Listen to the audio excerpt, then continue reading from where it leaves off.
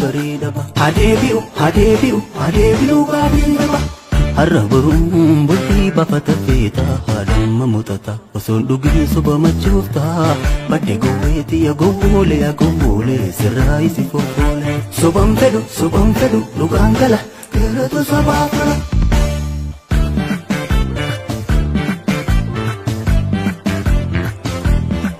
Didimmisee bokkaan roobuuf kaanaan dubbiin itti fidde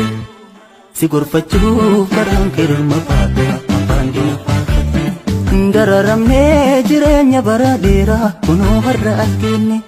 lafa barii simbirwata hammeessee kanaaf falma jabeesse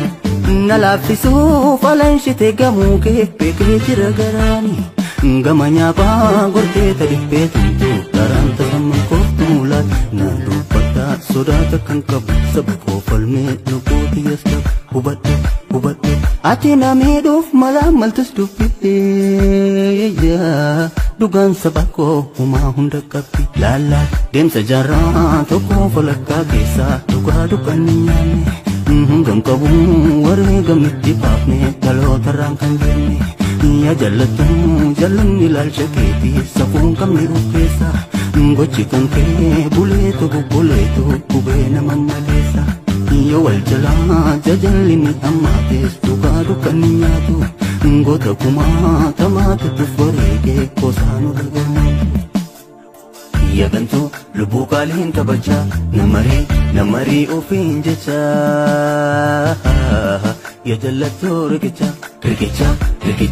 daandii gadhee figantuu digamuun kee hin